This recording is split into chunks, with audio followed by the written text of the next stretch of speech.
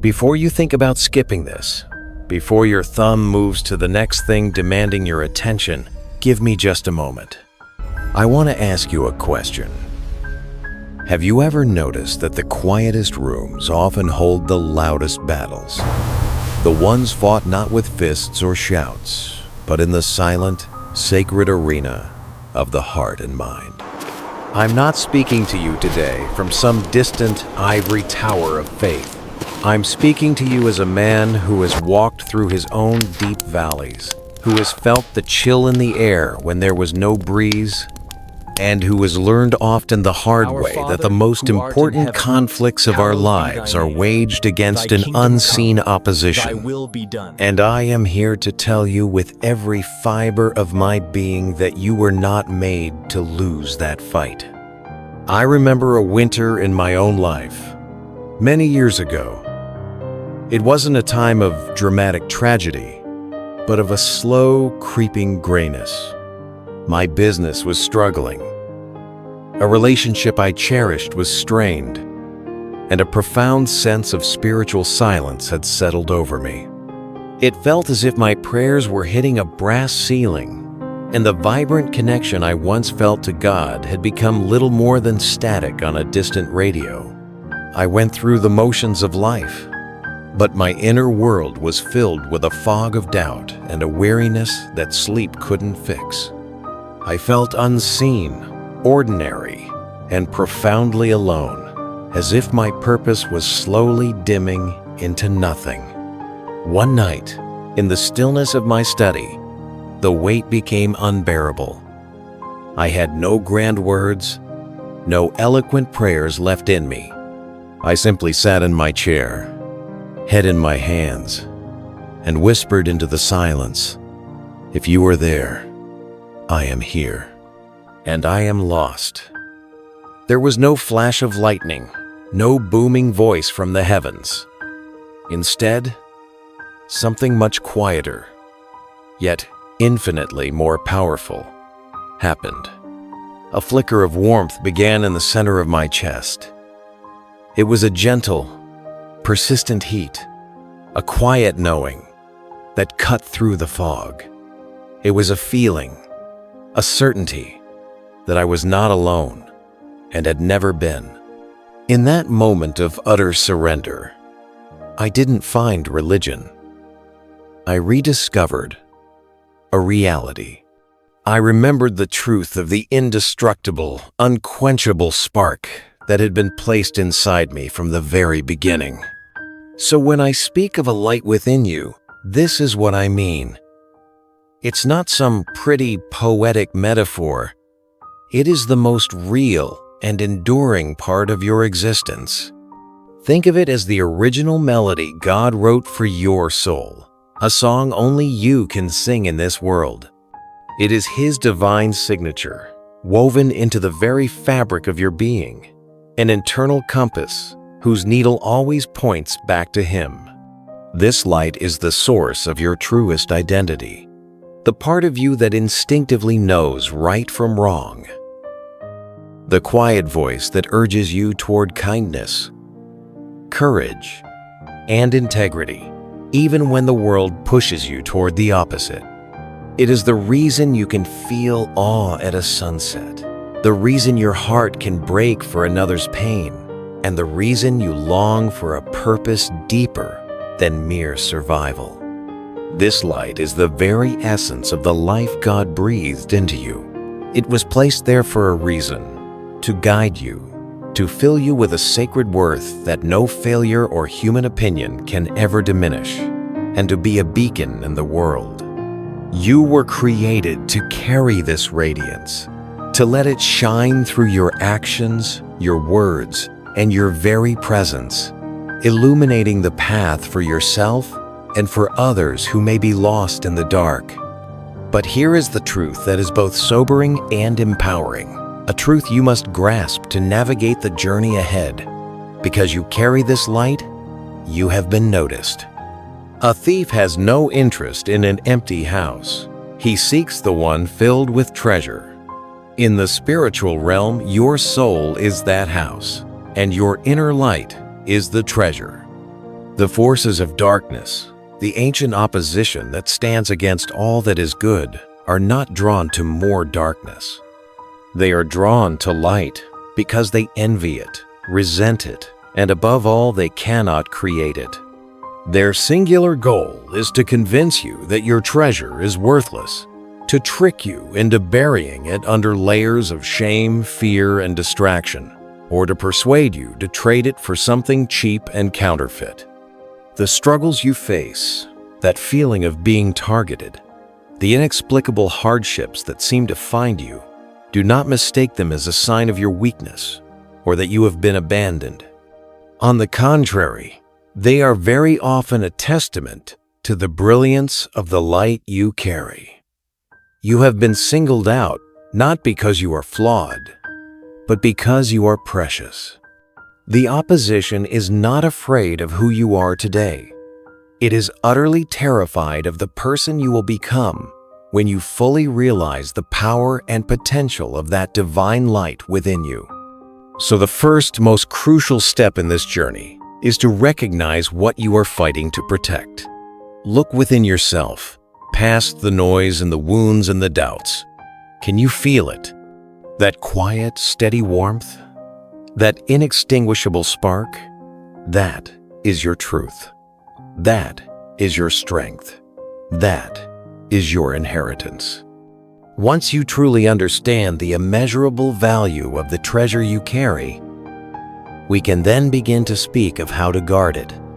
We must learn to recognize the subtle shadows that try to creep in and dim its glow.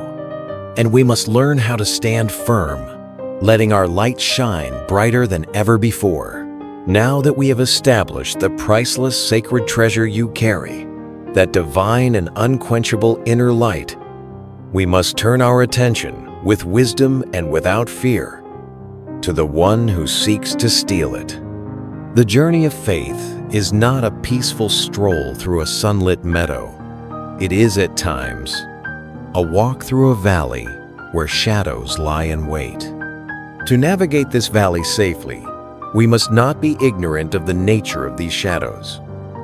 The first thing you must understand is that your adversary, the ancient opposition, is a master of subtlety. His greatest weapon is not force, but deception. He is not a roaring lion seeking to devour you in a single terrifying attack. More often, he is the serpent in the garden, whispering lies so close to the truth that they become believable. His grand deception is to make you believe that his voice is your own. He will not announce himself with thunder and lightning. Instead, he will plant a thought in your mind that begins with, "I am not," or "I will never," or "what if." He will mimic the cadence of your own anxieties, the tone of your own insecurities, until you are convinced that the despair you feel is a logical conclusion you've reached yourself. He is the quiet pull toward what feels easy but is untrue, the offer of a counterfeit peace built on compromise and complacency. His ultimate goal is to pull your inner self away from the brightness of God's presence into a deceptive closeness with His own darkness. Allow me to tell you a story, a parable of sorts, that I believe captures the essence of his strategy. Imagine your soul is a magnificent garden, a piece of land gifted to you by the Creator. At the moment of your creation, He walked through that garden and planted seeds of immense potential, seeds of courage, compassion, joy, purpose, and an innate ability to connect with Him. He provided the living water and the sunlight, and your role as the gardener is to tend this sacred space. Now, the enemy sees the potential of your garden. He knows what it will look like when it reaches full bloom, a paradise that glorifies its Creator and provides nourishment for a world starving for hope. He cannot enter and salt the earth, for he does not have that authority. So, he changes his tactics. He waits for the wind. On the breeze of a careless thought, a moment of envy, a flicker of resentment, he blows in his own seeds. These are not grotesque, obvious seeds of evil. They are seeds of doubt, shame, and fear. Worse yet, he plants tares, weeds that, in their early stages, look almost identical to the wheat of truth. A thought like, "I need to rest," which is a truth from God, is planted right next to a tare that whispers, "Rest means giving up. You don't have the energy to continue. Just stay down." A seed of righteous desire for a happy family is crowded by the weed of comparison, which whispers, "Look at their family. Yours will never be that perfect." These weeds do not destroy the garden overnight. That would be too obvious. Instead, they begin a slow, insidious process. They quietly sink their roots deep into the soil of your belief system. They wrap themselves around the roots of the good seeds, and they begin to steal the nutrients.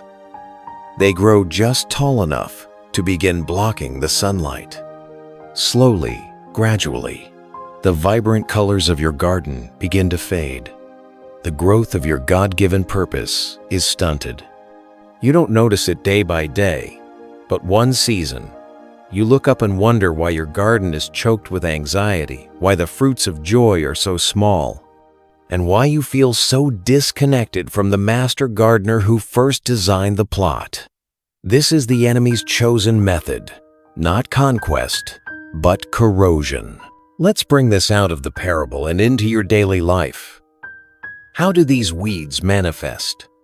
First, there is the constant, nagging whisper of not enough.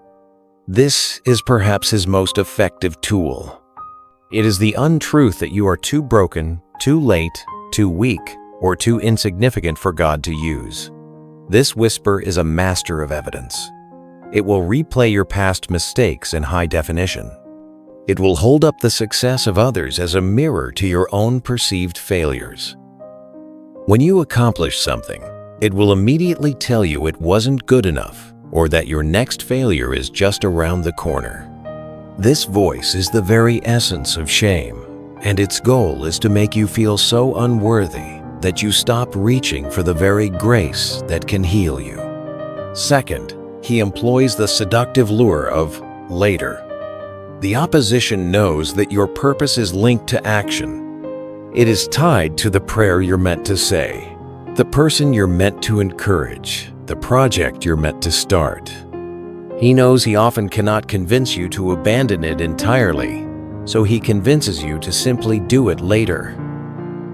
He will use the ordinary things around you, a new series to watch, a social media feed to scroll, a sudden urge to clean something unimportant as tools to ensure later never comes. This is not mere procrastination. It is a spiritual strategy to keep your potential locked in a state of permanent slumber. Third, he offers the deadly comfort of numbness. We live in a world overflowing with distraction, and the enemy wields it with surgical precision. He doesn't want you to be in pain. He wants you to be numb.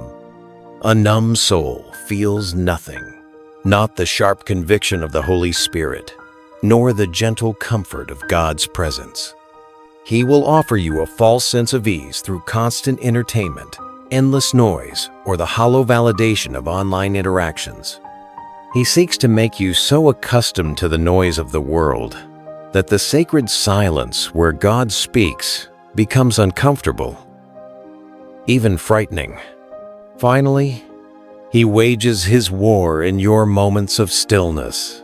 He is particularly active when you are at rest or trying to sleep. Why? Because when the busyness of the day fades, your defenses are often at their lowest. It is in the quiet of the night that anxieties are magnified, old wounds are reopened, and a formless dread can settle upon you.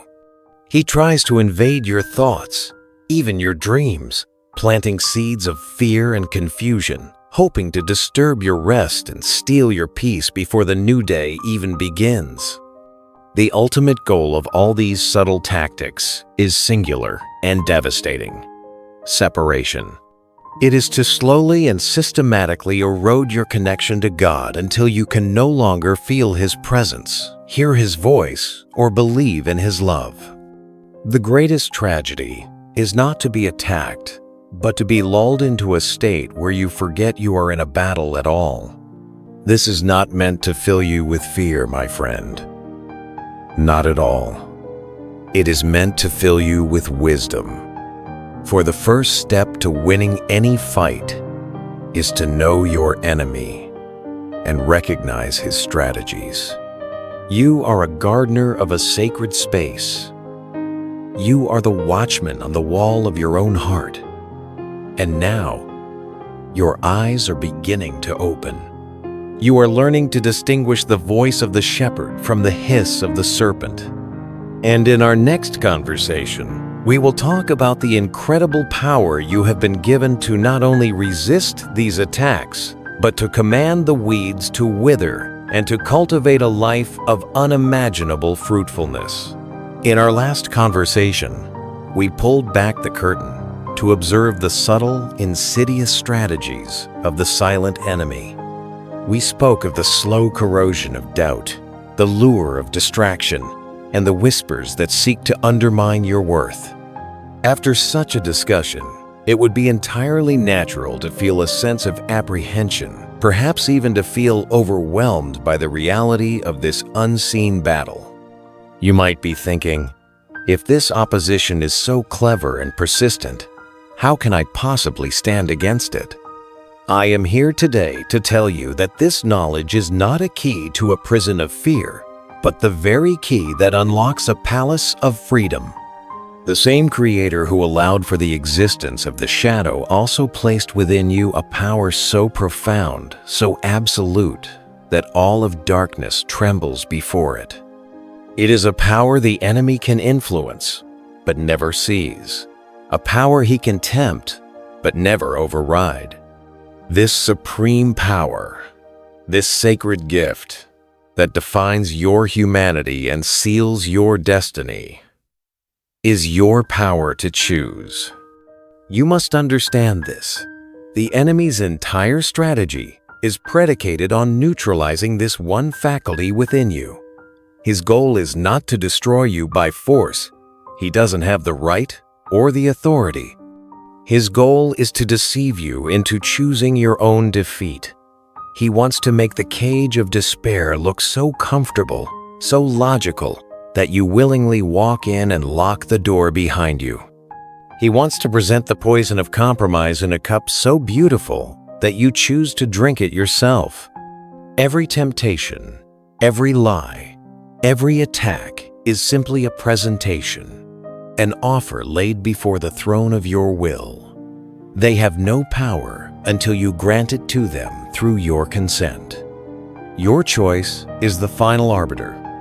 It is the hinge upon which the door of your life swings open to light or to shadow. Let me give you a clearer picture.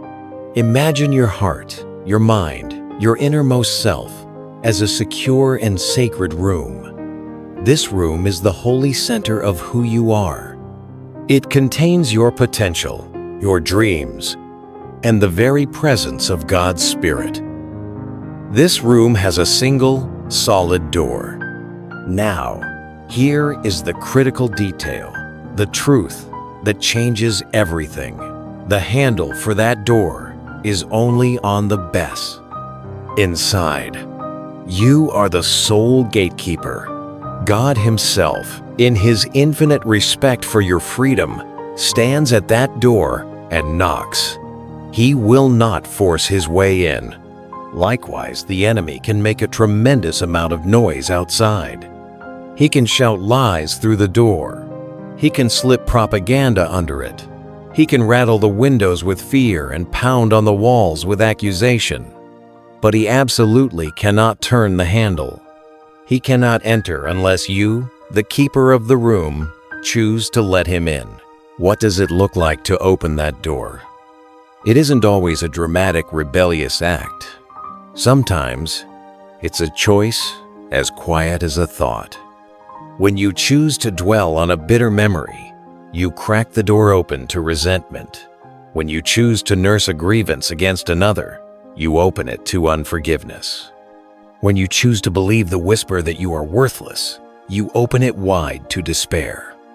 When you choose the numbness of distraction over the quiet, sometimes challenging presence of God, you are leaving the door unlocked and unattended. Each choice is an act of spiritual permission. But just as you can choose to open it, you can, at any moment, choose to slam it shut and bolt it. That is your sacred authority. Let me tell you the story of two sons. A wise and loving father gave his two sons an equal, generous inheritance, along with his blessing and all the wisdom he could impart. He sent them out to make their way in the world. Both were good men. But a terrible and unforeseen economic storm swept through the land, and both sons lost everything they had built. They were left with nothing but the clothes on their back, their father's name, and the stark reality of their failure. The storm was identical. The loss was identical. But what happened next was entirely different. The first son stood amidst the rubble of his life, and he listened to the whispers that swirled in the wind. You are a failure. You have shamed your father. There is no way back from this. It's hopeless. And in his grief, he chose to believe them. He opened the door of his heart to despair. Bitterness took root, and he began to blame the storm, the world, and even his father for his misfortune. He chose a life of aimless wandering, his potential unrealized, forever defined by the storm he had endured. The second son also stood amidst the same rubble, feeling the same sharp sting of loss. The same whispers came to him. You are finished. It's over. He let himself grieve the loss, for that was right and human. But after a time, he made a different choice. He stood up, brushed the dust from his clothes, and spoke into the wind. I may have lost what I had, but I have not lost who I am. I am my Father's son, and this is not my end. He made the active, difficult choice to reject the shadow's narrative. He found the smallest, most menial work he could, and with every small wage, he began to rebuild. It was a long, painful road. But his choice to believe in his identity over his circumstance became the firm foundation upon which he built a new life, one even greater than the first. The storm does not get to write your story. The opposition does not get to write your story. You do. You, through the power of your choice, in partnership with God. So how do we exercise this power? Choice is not a single grand event. It is a spiritual muscle.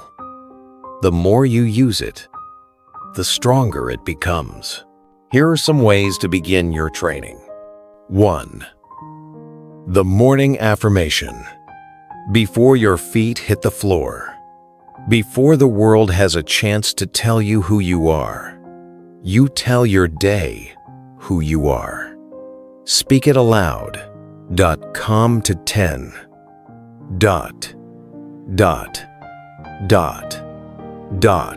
Flate. Today I choose to walk in the light. I am a child of God. I close the door to fear, to shame, and to despair.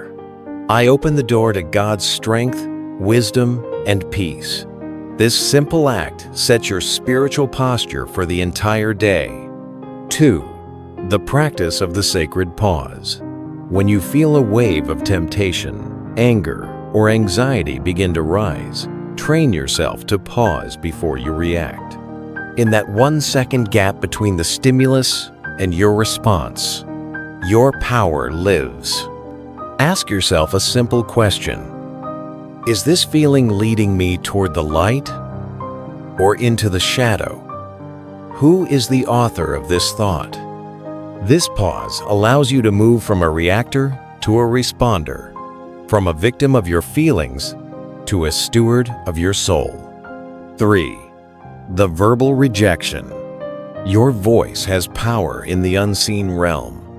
When you recognize a lie from the enemy, a thought of worthlessness, a temptation to lash out, reject it with your words. You don't have to shout. A quiet, firm no, spoken with intent, is a powerful act. I reject the lie that I am not good enough. I will not partner with this spirit of fear. You are actively exercising your authority as the gatekeeper. Your faith, my friend, is not ultimately a feeling. It is a decision. It is a series of small, moment-by-moment choices to turn away from the shadow and toward the light, to believe God's truth over the enemy's lies. These small choices, compounded over time, build an unshakable fortress around your heart. The enemy has his subtle strategy, but you have your sovereign choice. He has his deceptive whispers, but you have the authority to speak the truth. Now that you understand the power you hold, let us prepare to explore how the choices of those who came before us can sometimes affect the battles we face today, and more importantly, how your courageous choice can rewrite the story for generations yet to come.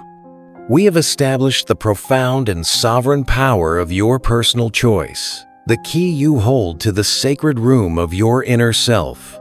It is a thrilling and empowering truth. But to become truly wise gardeners of our souls, we must also understand the nature of the soil we have been given at the start. None of us begin with a perfectly tilled, empty plot of land, waiting for our first seeds.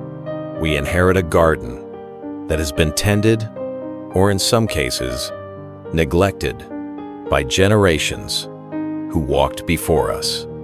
We are born into a story that was already in progress. This is the reality of our spiritual inheritance, a legacy comprised of both incredible blessings and, at times, significant burdens. Now, when I speak of generational burdens, I want to be perfectly clear. This is not about blame. It is not about pointing a finger at the past to excuse the present. It is not a doctrine of fatalism that says you are cursed to repeat the mistakes of your ancestors. No, this is a principle of wisdom, of compassionate understanding that empowers you to find true and lasting freedom. Think of it less as a curse and more as a current. Imagine a powerful river. The repeated choices, habits, and unresolved wounds of those in your family line have, over time, carved a deep channel into the earth. It is now simply easier for the water your life, your tendencies, your reactions, to flow down that pre-existing path. If that path was one of patience and faith, you'll find yourself naturally inclined toward those virtues. But if that channel was carved by anger, anxiety, addiction, or a spirit of poverty, you may find yourself being pulled in those directions with a force that feels greater than your own. The Word of God speaks of this when it says that sometimes a vulnerability has come through your family line.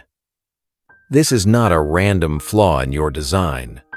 It is often the direct result of a specific moment in the past, when someone who came before you made a choice that left an opening. An act of deep betrayal, an unforgiven bitterness, a pact made with darkness, or a simple, consistent turning away from the light. These choices can create a spiritual vacuum, a low-pressure system that makes it easier for the same storms to gather over and over again in subsequent generations. You may be fighting a battle today not because of a choice you made, but because you are standing on a portion of the family battlefield where the final person in your ancestry who stood against him yielded. Let me tell you about a young man I once had the privilege of mentoring. We will call him Daniel. He was one of the most gifted and kind-hearted individuals I had ever met, but his life was a cycle of construction and demolition. He would build a wonderful relationship or a promising career, and then, in a moment of pressure, an explosive, uncontrollable anger would erupt from him, leveling everything he had worked for. He lived in a state of profound shame, convinced that he was fundamentally broken, a monster hiding behind a gentle face. For months, we talked, and I encouraged him to look at his story not with judgment, but with the curiosity of a historian. He reluctantly began to explore his family's past. He discovered that his father, a man he loved but also feared, had the exact same short, violent temper. Digging deeper, he learned that his grandfather was a bitter and emotionally abusive man, feared by all who knew him. The pattern, the deep riverbed of rage, was undeniable. It was a destructive current flowing through the men in his family. This discovery did not excuse Daniel's actions, but it did something crucial. It reframed his struggle. He wasn't just fighting a personal flaw. He was at the very front line of a generational war. I looked at him one afternoon and said, "Daniel, you are at a place of immense importance. You see the pattern. And the truth is, now you are at a place where you can close that opening or let the effects continue. This isn't just about you saving your next relationship. This is about you standing in the gap for your future children and their children. You can be the one who dams this river of rage forever." For the first time, I saw a flicker of hope in his eyes instead of shame. His struggle now had a noble purpose. The journey was not easy. It began with Daniel making a conscious verbal choice. He began to speak aloud in the privacy of his room. "I am not the anger that has defined my family. I reject this inheritance of rage. This current stops with me." He then did the hard work of forgiveness, releasing his father and grandfather from the debt he felt they owed him for passing this down. It was a tearful, wrenching process, but with each act of forgiveness, he felt a spiritual chain link snap. He became a fierce practitioner of the sacred pause we discussed. When he felt the heat of anger rising, he saw it not as his anger, but as the old current trying to pull him back in. He would literally say, "Number, I will not go there," and choose a different response. He was, with great effort and divine help, carving a new riverbed for his soul. And he did. Daniel is a husband and a father now, known for his profound patience and gentleness. He proved that God built you with the strength to move beyond old ways. But here is the most beautiful part of this principle. The inheritance is not only one of burdens.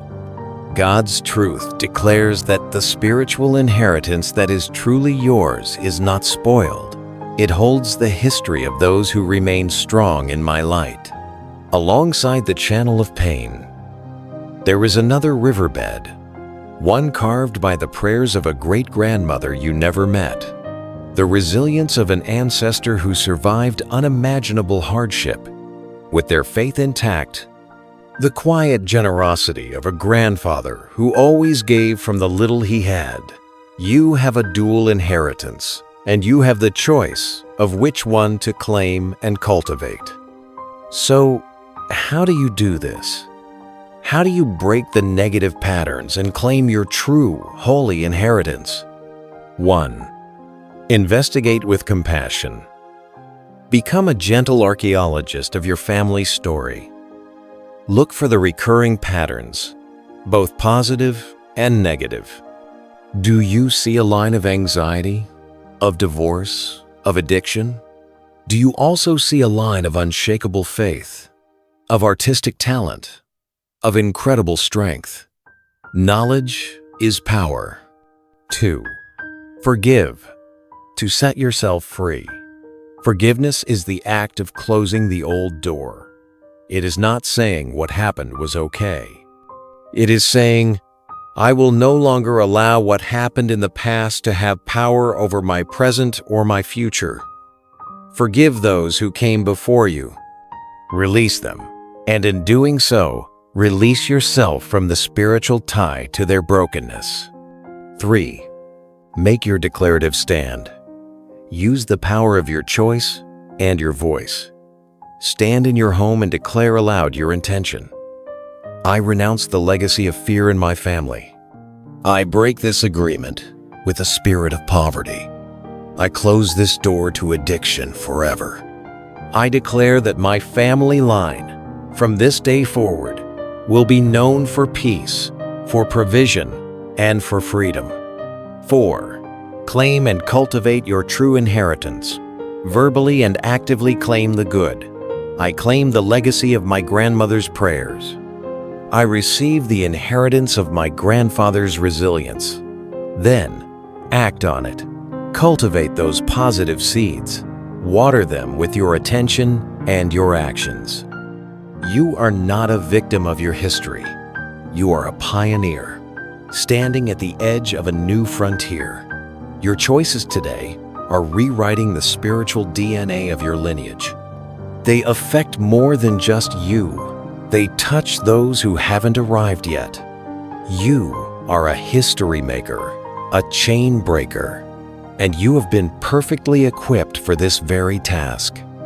Now, with this powerful understanding of where you stand, let us move forward to discuss the specific, practical tools God has given you to use in this noble and victorious fight. My dear friend, we have journeyed through some deep and perhaps challenging truths. We have unveiled the precious light within you, exposed the subtle strategies of the opposition, grasped the sovereign power of your choice, and understood the generational currents that have shaped your path. After all this, you may feel as if you are standing at the edge of a great battlefield, aware and resolute, but wondering, how exactly do I fight? I am here today to fill your hands and your heart with the very tools the Creator has fashioned for you. Hear me clearly. You are not being sent into this spiritual battle unarmed or unprepared. You have been given a divine arsenal, tools that may seem simple to the world, but which carry the authority to make the foundations of darkness tremble. We will not speak of 1,000 different strategies, but of 3 foundational powerful weapons that, when wielded with faith, will make you a formidable warrior for the light. These tools are the power of your spoken word, the sanctuary of sacred stillness, and the fortress of radical gratitude. Tool number 1, the power of your spoken word, your sword. The first and most active weapon in your arsenal is your voice. In our modern world, we think of words as cheap, as mere puffs of air. But in the spiritual realm, words are things of substance and power. They are carriers of creative or destructive force. The entire universe was spoken into existence. Your words, spoken in alignment with God, carry a divine echo. The opposition knows this, which is why it works so hard to silence you with shame or to fill your mouth with words of complaint and fear. But your link to God gives your voice great power. This weapon has 3 primary functions: declaration and affirmation. This is your offensive move. It is the act of proactively setting the spiritual atmosphere in your life, rather than passively reacting to it. The enemy whispers lies about your identity. You counter by speaking the truth aloud. When you feel worthless, you don't just try to ignore it. You declare, I am fearfully and wonderfully made. My purpose is greater. When you feel afraid, you affirm, God has not given me a spirit of fear, but of power, love, and a sound mind. When you speak God's truth, it echoes strongly in the unseen places. You are not just encouraging yourself. You are reminding all of creation, both seen and unseen, of who you are and whose you are. Rejection and renunciation. This is the defensive edge of your sword. It is the active, verbal refusal to partner with the lies and temptations of the enemy. As we discussed, you are the gatekeeper of your inner world. Verbally rejecting a negative influence is the equivalent of slamming the gate shut. When a thought of bitterness enters your mind, you speak, I reject this spirit of unforgiveness. It has no place in me.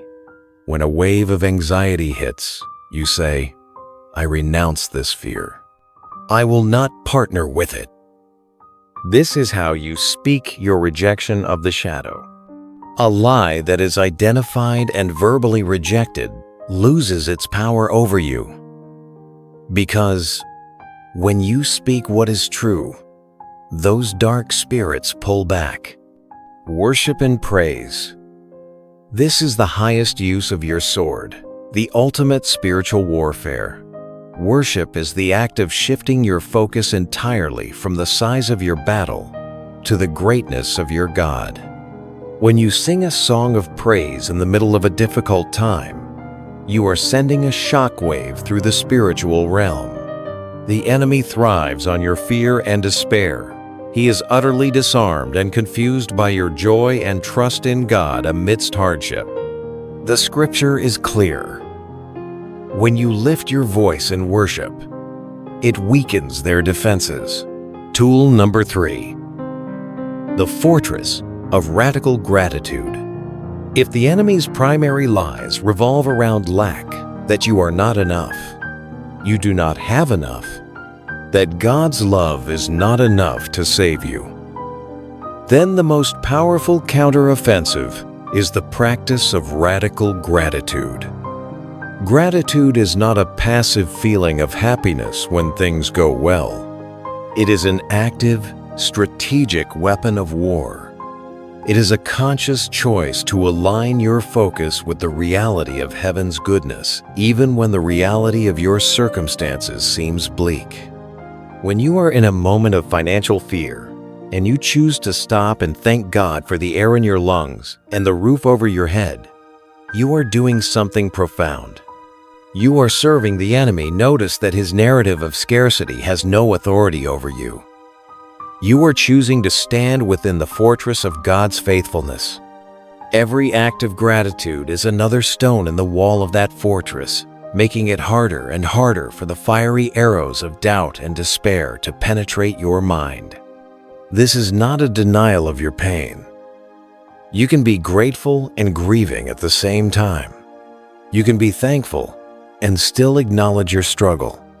But gratitude changes the lens through which you see the struggle. It declares with faith that your problems are temporary, but your God is eternal. It builds a foundation of peace that cannot be disturbed by the fluctuating markets of your emotions or circumstances. These, then, are your tools. The Word is the sword you wield. Stillness is the shield that protects you, and the space where you hear your orders. Gratitude is the very fortress from which you fight. You are not defenseless. You are not an orphan in this battle. You have been fully equipped by the King. I urge you, do not let these weapons gather dust. Pick one. Start small. Speak one verse of truth aloud today. Sit in silence for 3 minutes. Name 5 things you are grateful for before you sleep. Begin your training, and you will soon discover the warrior that has been inside you all along, and learn to walk in the victory that has already been secured for you. Part 6. The Promise of Restoration and Blessings.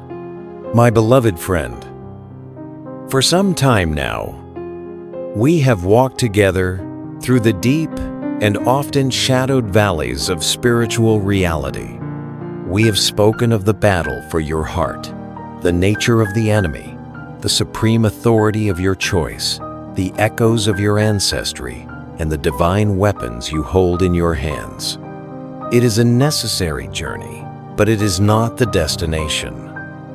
We do not learn the ways of a warrior simply to remain forever at war. We fight for the sake of peace. We endure the battle for the sake of the life that awaits on the other side of victory.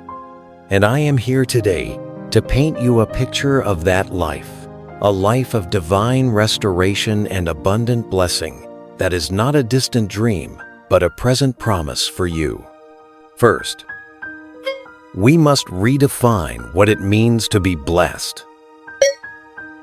The world offers a very cheap, very fragile version of blessing. It looks like material wealth, constant comfort, and a life free from all trouble. But as you know, these things are fleeting, and often they bring their own brand of sorrow. The blessing I speak of is of a different quality entirely. An eternal quality. It is a blessing that, as the sacred text promises, does not bring sorrow or pain. This is not the fleeting happiness of a lottery ticket. It is the deep, abiding joy of a wellspring bubbling up from within your own soul. It is a life where God promises, "I will fill your inner being entirely with peace and true contentment." This is the life you were made for joy that stays, not for comfort that fades. This blessed life begins with a great and beautiful restoration. Look back over the landscape of your life. You may see fields ravaged by past battles, broken relationships, shattered dreams, financial losses, stolen years. You may feel that certain parts of your story are broken beyond repair. But I am here to speak a word of powerful hope over you. You serve the God of restoration. He is the one who parts the seas, who breaks chains, who restores what was gone. The promise made to you is profoundly personal. What was taken from you will be given back to you. This doesn't always mean a literal return of what was lost. Sometimes, it is something far better. A relationship that was broken may be fixed or replaced by links I make a new, healthier, and more life-giving connection. A career that was derailed may be replaced by a divine calling that fulfills you in ways your old job never could. God does not simply patch up the old. He delights in making all things new. I once knew a woman named Leah. She had poured her life savings and a decade of her career into a business with a partner she trusted like a brother. That partner betrayed her, dissolving the company and disappearing with the assets, leaving Leah financially and emotionally shattered. For years, she was trapped in a prison of bitterness. The injustice had carved a deep channel of resentment in her soul. It was a long journey, but she began to use the tools we have discussed. She made the agonizing choice to forgive. She stood in her apartment and verbally renounced the spirit of bitterness that had plagued her family line. She practiced the shield of stillness and the fortress of gratitude, even when her heart felt barren. Her restoration did not come in the form of a lawsuit victory or the return of her old company. It came in a whisper. As she healed, she felt a new compassion for others who were hurting. She started a small support group in her church for people who had experienced profound betrayal. Her painful past had become the very soil from which a new purpose could grow. God had granted her understanding and a special skill to offer hope to many. Soon, her words began to matter, changing the feel of rooms she entered. Today, she is a certified counselor, and her life is a testament to restoration. This is the promise for you. As you walk this path, you will begin to see good things that were stopped will come quickly. You will also discover an unlocking of your true self. The sacred promise is that the gifts I put inside you, which seem to sleep, will suddenly be strong. Perhaps you have always been shy, but you will find a quiet authority in your voice. Perhaps you have struggled with indecision, but you will begin to walk with a newfound clarity of purpose. This is not about becoming a different person, but about becoming the person you were always created to be, before the lies and wounds of the world buried your true identity. You will begin to carry an atmosphere of peace so tangible that when you will walk into places, darkness will leave, just because you are present. But the greatest blessing, the ultimate prize of this journey, is the internal reality of unshakable peace. This is the promise that stands above all others. It is the deep, settled assurance that you are held securely, regardless of the storms that rage around you. You must believe this truth. My hold on you is far more secure than any grip you could ever have on the things of this world. This truth frees you from the exhausting, impossible burden of trying to control everything. When your mind is racing, you can lean on the promise that, when anxious thoughts threaten to overwhelm you, I will speak calm into your restless mind. The indwelling peace of God is not the absence of problems. It is the presence of God in the midst of your problems. This beautiful life is not a far-off reward for a select few. It is an open invitation, extended to you right now. It begins with the simple, humble acceptance of your status as a beloved child. It starts by truly receiving the grace that says, I have forgiven your mistakes and remember them no more. You must let go of the shame that tells you that you are not worthy of such blessings. Your worthiness was never part of the equation. It has always been about His goodness. So I ask you to prepare your inner space to receive the blessings I have ready for you. This is the life you were created for. A life overflowing with restoration, vibrating with purpose, and anchored in a peace that the world cannot give and cannot take away. It is not a destination to be reached at the end of a long, arduous journey. It is a path you can choose to begin walking today. The Master Gardener stands ready, his hands full of new seeds, ready to make your soul's garden blossom in ways you can scarcely imagine. And so, my dear friend, we come not to an end, but to a true beginning. Our time of conversation may be closing, but the journey of you living out these truths is just dawning. The purpose of this entire journey was not to fill your head with information, but to awaken your spirit to the magnificent reality of who you truly are and the incredible life you were made to live. Let us briefly look back on the path we have traveled. We began by remembering the most fundamental truth, that you are a carrier of a divine, unquenchable light, a spark of eternity placed within you by the Creator's own hand. We opened our eyes to the subtle shadows that envy this light, recognizing the quiet pulls and deceptive whispers of an opposition that seeks not to overpower you, but to convince you to surrender your own strength. From there, we discovered the magnificent authority vested in you, the sacred, sovereign power of your choice, the key to the inner room of your soul that only you can turn.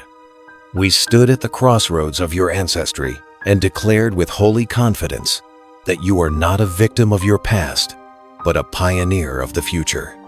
A chain breaker built with the strength to move beyond old ways and forge a new legacy of blessing. We then filled your hands with the simple, powerful tools of the kingdom. The sword of your spoken word, which echoes in the unseen realm. The shield of sacred stillness, where you hear the voice of truth. And the impenetrable fortress of a grateful heart. And finally, we lifted our gaze to behold the beautiful promise that is your inheritance. A life of profound restoration, awakened purpose, and an unshakable peace that the world can neither give nor take away. You have heard the truth. You have been shown the path. You are holding the tools. Now, there is only one thing left to do. Walk.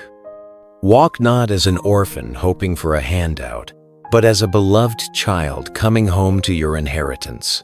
Walk not in fear of the shadows, but with a quiet confidence in the light you carry. You are no longer a passive observer of your spiritual life. You are an active, empowered co-creator with God. And so, as a father would send his child off into the world, not with fear, but with faith, allow me to leave you with this blessing. May your spirit always be conscious of the brilliant light it carries. May your ears be finely tuned to the quiet whisper of divine truth, and may they be deaf to the loud, frantic lies of the enemy. May your choices be bold and aligned with your holy purpose. May your words carry the creative power of heaven, bringing life and hope to all you touch. May your heart become an unbreachable fortress of gratitude and peace. May you walk in the full restoration that has been prepared for you, and may every step of your journey be a testament of hope that lights the way for others to find their own way home. And above all, now and forever, may you live each moment in the profound, unshakable, and transformative knowledge of how deeply you are loved. Go now and walk in victory.